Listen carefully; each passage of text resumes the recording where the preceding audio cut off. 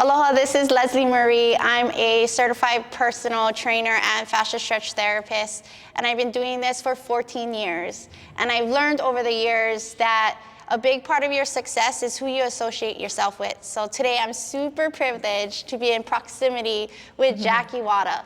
She is a phenomenal coach. She was a former basketball player and golf player, also an artist. It's amazing to really read her bio and get to know her, but I'm really privileged to be in proximity with her, and I look forward to learning more about you. Well, thank you, Les, for having me. Yeah, for sure. So I have to give shout outs to meeting you because it was Lem. Shout out to Lem, he's in the background here. Lem.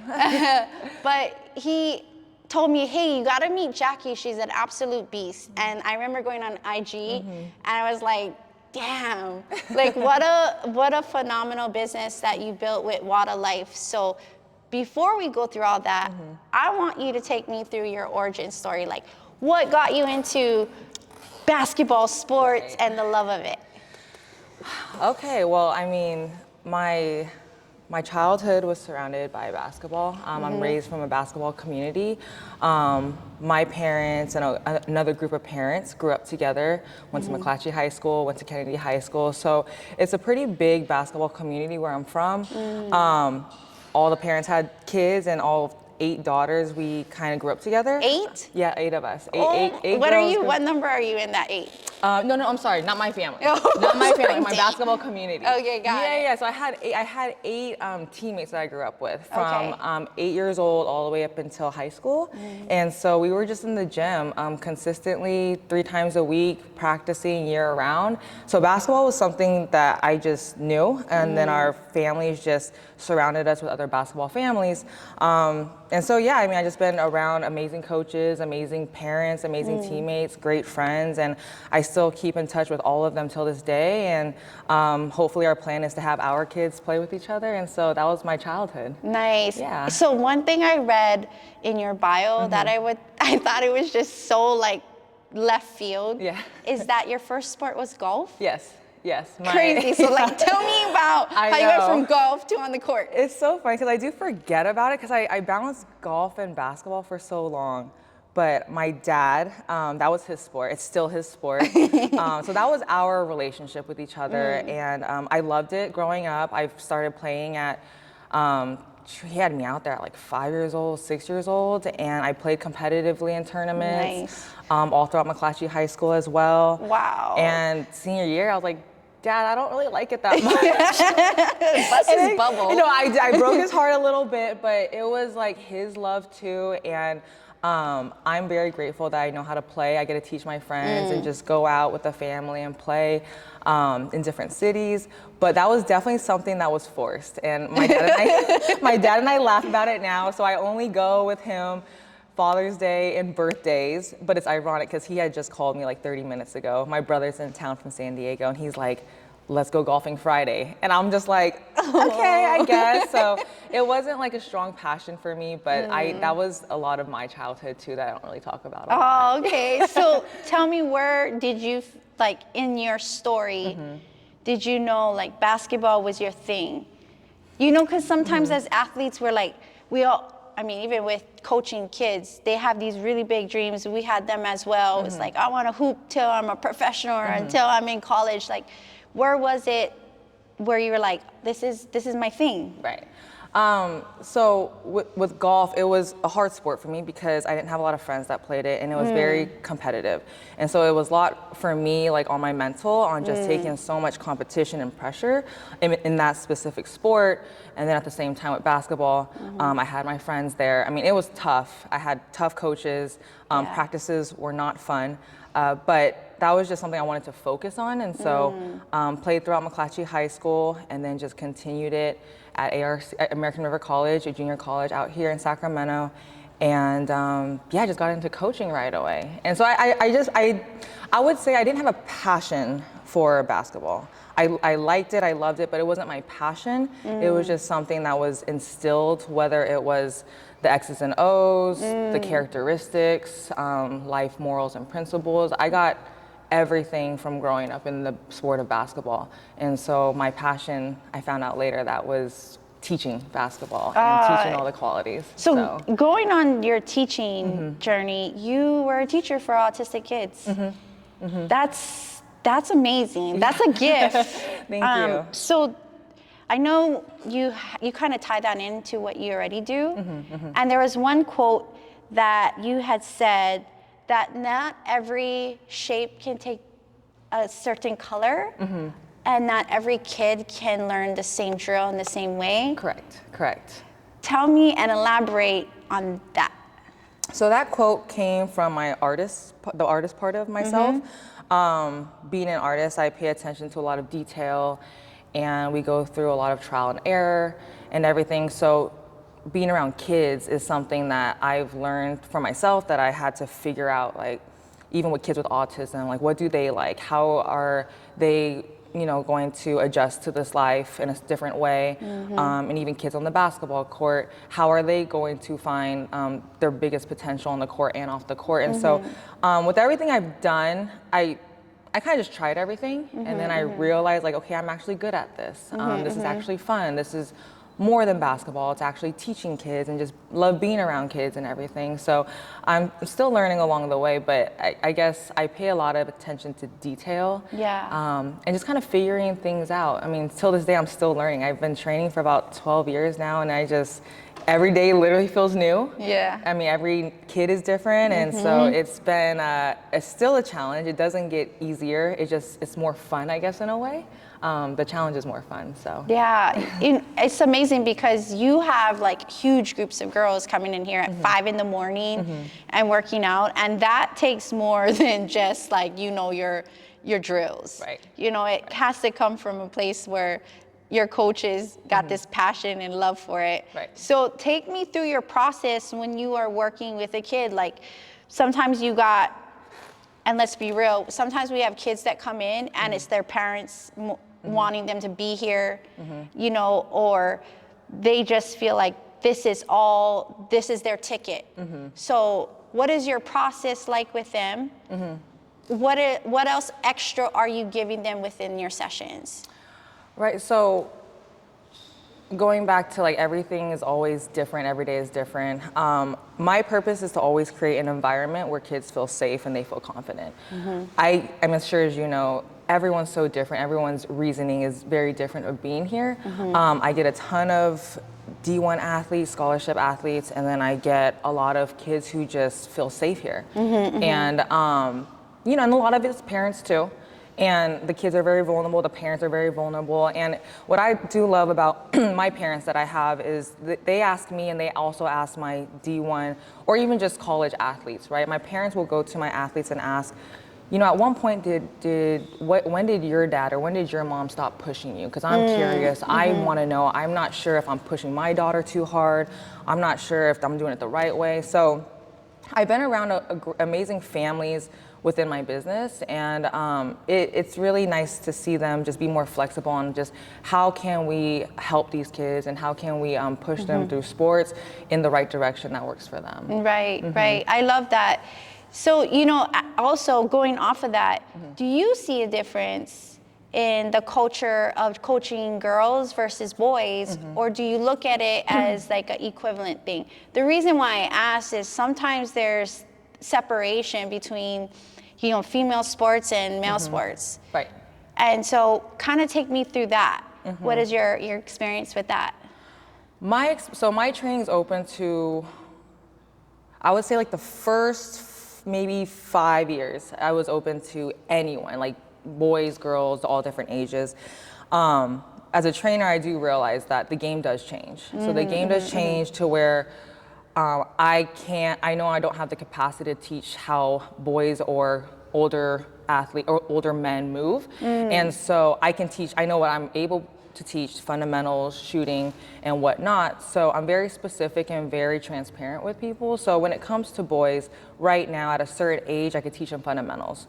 Now, I've had experiences where they lose interest or they just don't like being here sometimes, right? And it's because I'm a female, and that's totally fair.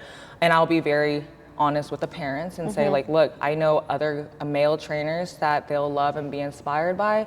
And so that's just my experience with boys and girls till this day. But I think because the game is changing so much, we trainers and coaches have to find ways to adjust. And that's my personal way of adjusting, is just understanding what I can teach, what I cannot teach.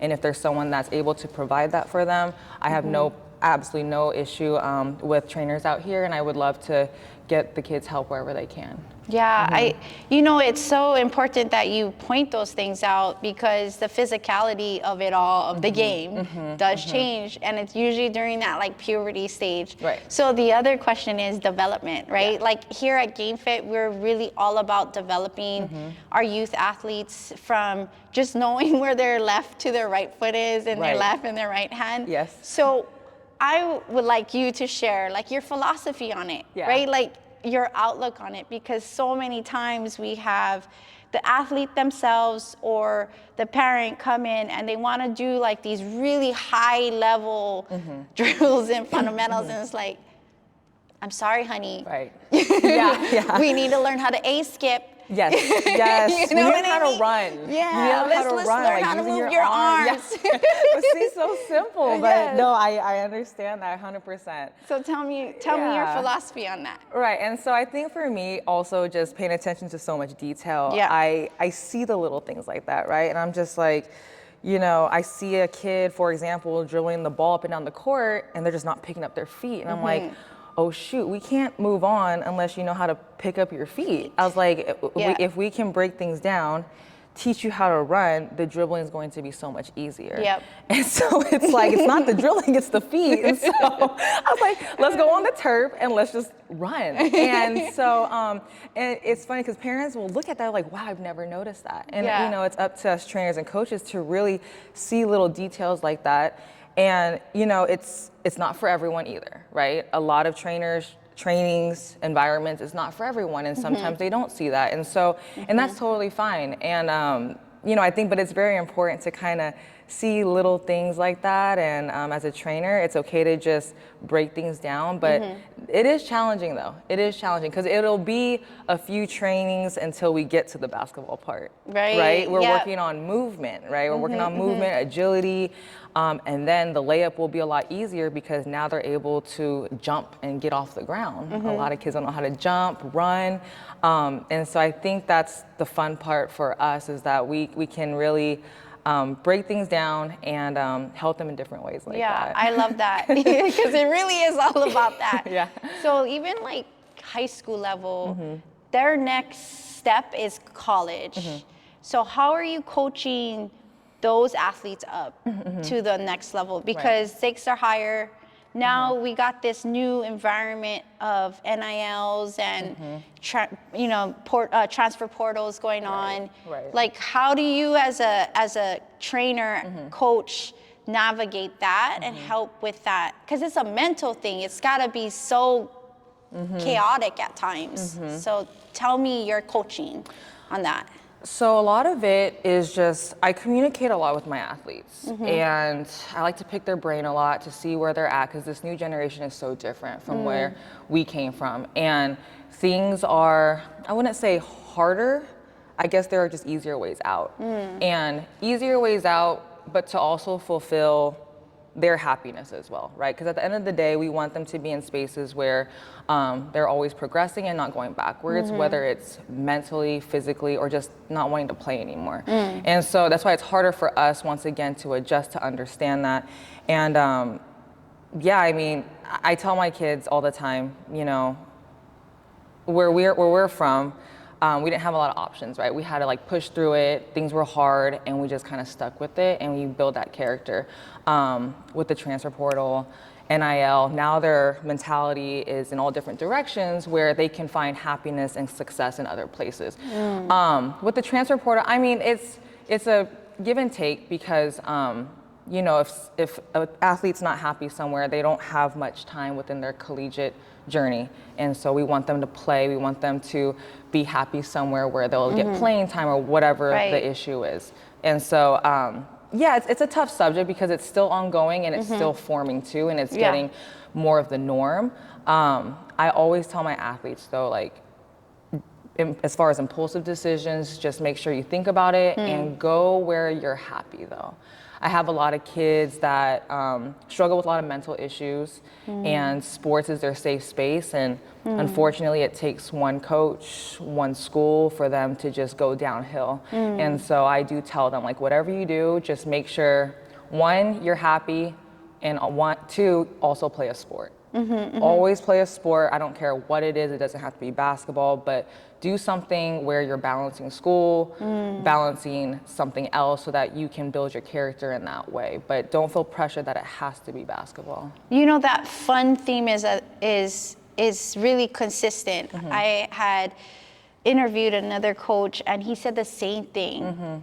And I think a lot of times we forget, like, that's why we played sports. Yes. Because at some point it was fun. It was fun to like make a basket. It was fun to score a goal or whatever it was. And we lost that.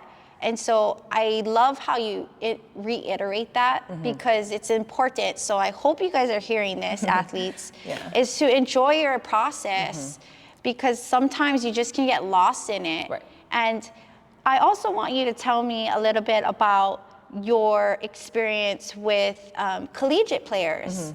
You know, they're at that level now, and what is it that you hear, or when they come back to you, like, what is that experience with you? Yeah, no, I have a really great relationship with all my kids. I'm not gonna say most, I'm gonna say some, and then if I don't, they're just not here anymore. Yeah. Right, so, and that, I'm not sure what goes outside of, you know, my gym, but for the most part, I do understand, like, my collegiate players love coming back during the summer and they work out.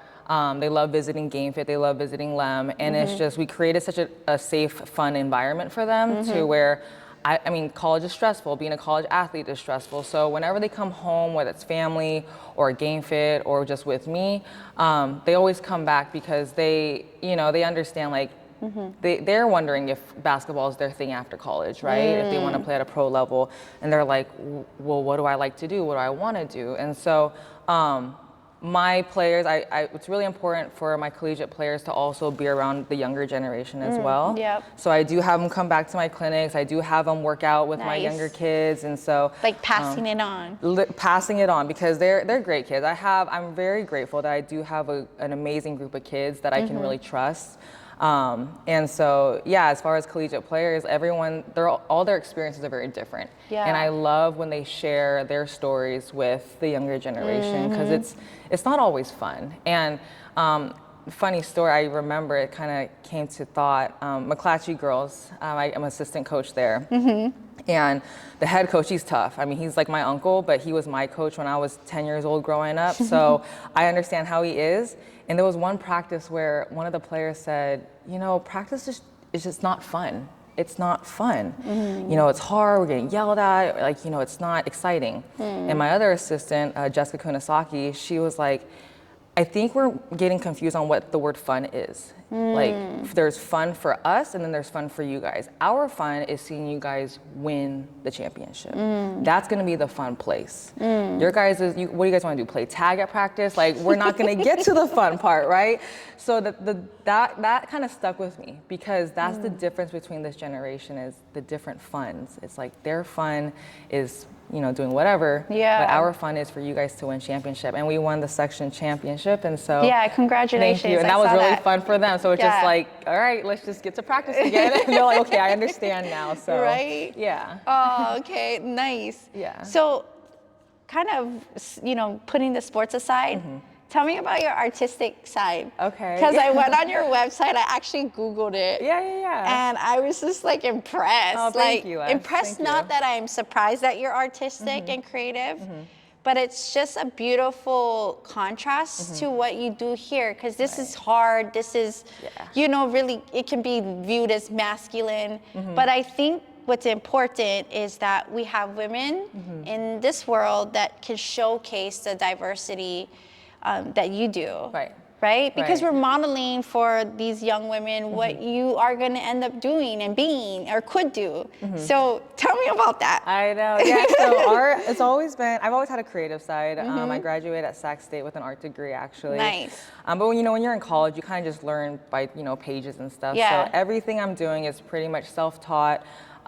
During the pandemic is where I took 3 months of training off, and I just painted in my garage for like 8 hours a day. 8 hours? Yeah, I literally had Girl. time to just paint, and so that was the most I've just set my time to, was just all that painting during that time. And ever since then, I've been doing markets, hosting art classes for kids, Oh my doing art gosh. shows. And so I did it a couple of times here where I did a paint class and basketball clinic. So I trained them for about an hour and then we painted. Nice. But yeah, it's really cool because I was able to see some of my athletes be creative as well. And so it does give me a different platform to work with kids and share that excitement with them as well. Nice. My daughter, she's 5. I have 3 daughters, but my 5-year-old and my 9-year-old, when I was reading your bio, they're like, "Who's Jackie? Did we meet her?" And I showed them your art, and they both are really artistic. Oh, I love that. Like super artistic, always wants to do crafts and Oh stuff. my goodness. So they're like,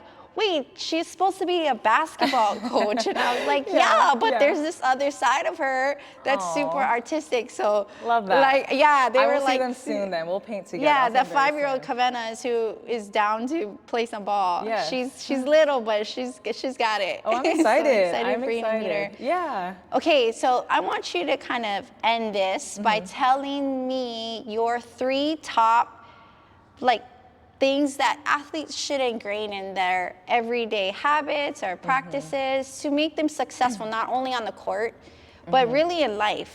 Like, what are the 3 golden nuggets that if you could have them walk away today and they'd be like, "Oh yeah, Coach Jackie said this," Yeah. you know? Yes.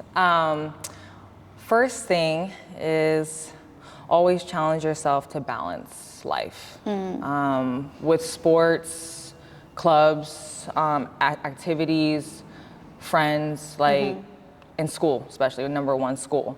Always put yourself in positions to be challenged and balance life, because it's not supposed to be easy, right?